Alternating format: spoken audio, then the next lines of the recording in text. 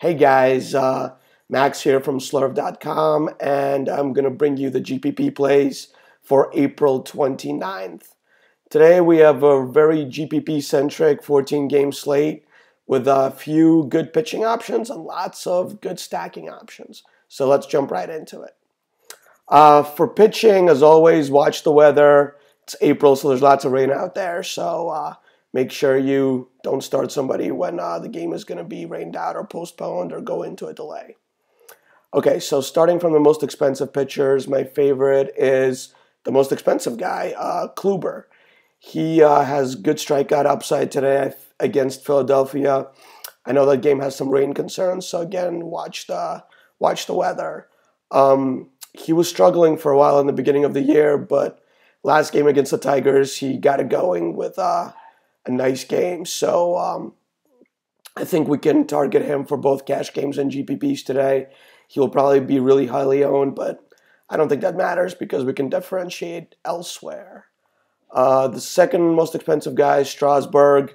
He's in St. Louis, who has the best hitting numbers against right-handed pitchers so far this year. I am actually looking for that to regress a little bit, so I like Strasburg in this matchup.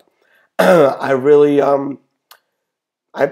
don't think that St. Louis can string too much together against him. So even if he gives up a couple runs, strikes out 8 or 9 guys, goes 7 innings, I think that would pay off his salary quite well.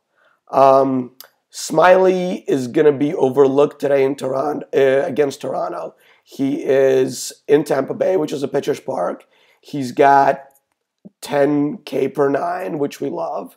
And he also has good numbers against this Toronto squad. I know Donaldson has owned him in the past, but if he gives up a solo home to Donaldson, so be it.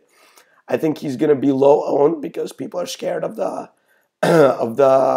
Toronto squad against left-handed pitching. So I think he's someone we can target in GPPs with very low ownership and pretty high upside. I mean, we saw what the Chicago lefties did against Toronto, and that was in the Toronto Homer Dome. So I think he's a good place to go today. The one expensive guy I'm going to be staying away from is Felix. I don't see the upside anymore with this guy. He's not throwing as hard. He's not striking as many guys out.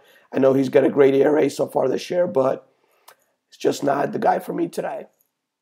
In the middle range, we have some guys that have a few warts on them.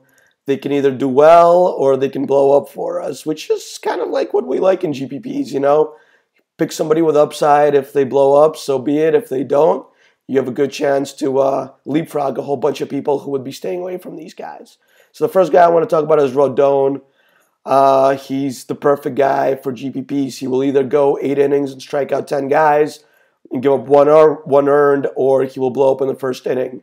So I have no idea which one will happen, and I don't think he does either. It just depends on where the game goes.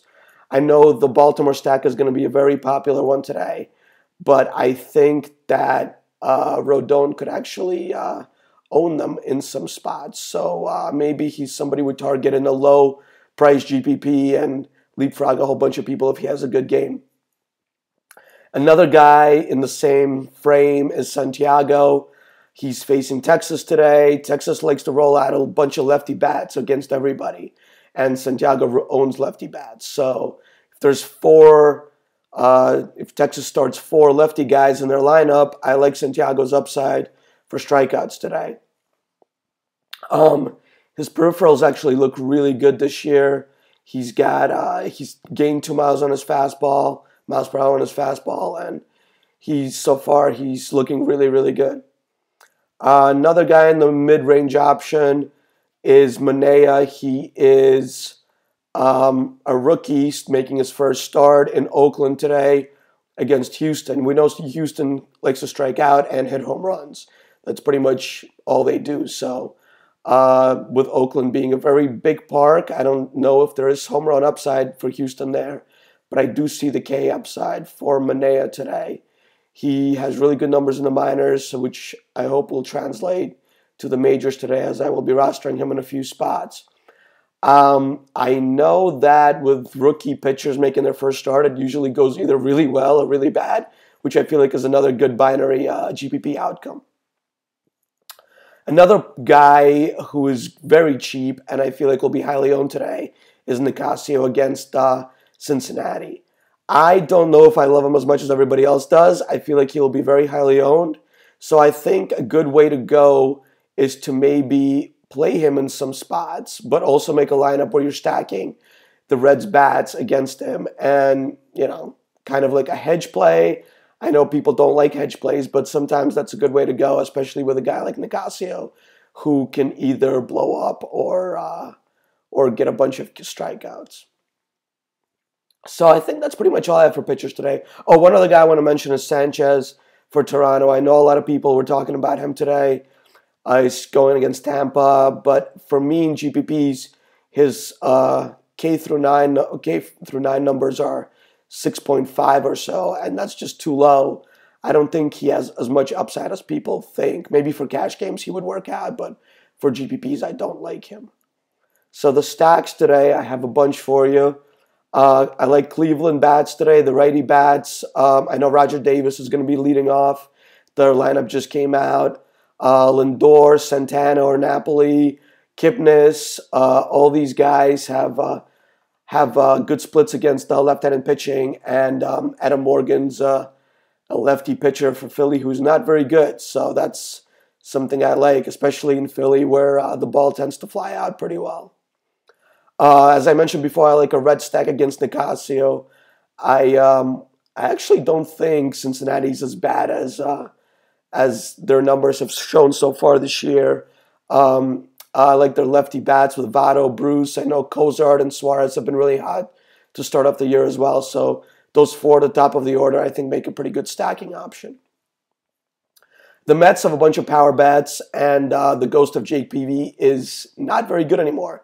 So let's go ahead and plug some lefty Mets in there with Duda and Conforto, Granderson, and Neil Walker has been just on fire to start the year.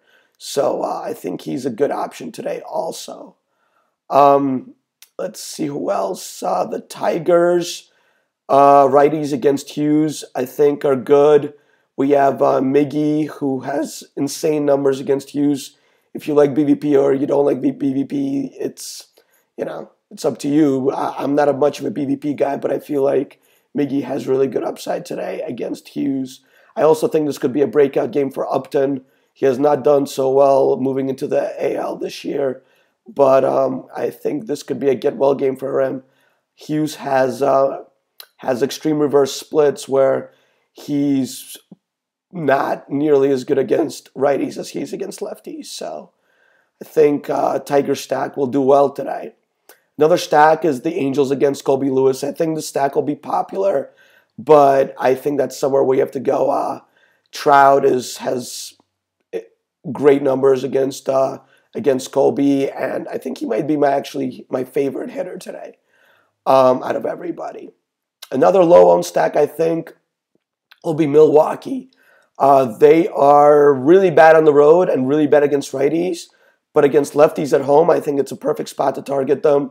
You have Santana, Villar, Braun, Lucroy at the top of the order. They all hit lefties very well, and the ball flies in Milwaukee.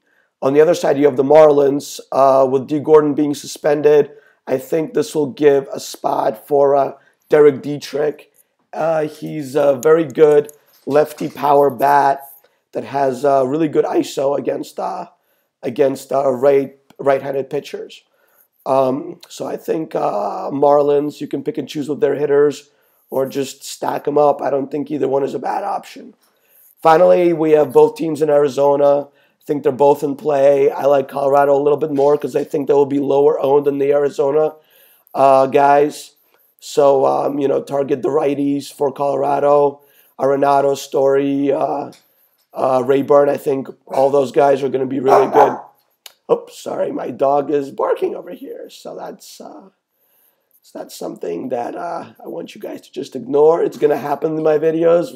I have a bunch of dogs here. My wife and I have 3, so there's going to be some barking in it sometimes. Anyway, this wraps it up, I think. I hope this helps. This was the first week of videos. If you guys have any comments or questions or concerns, if you want me to change anything up, let me know. I'm in the Slurp chat room pretty much all day, or you can reach me on Twitter at DFSMax. So good luck in your games tonight, and let's ship a GPP. Thanks.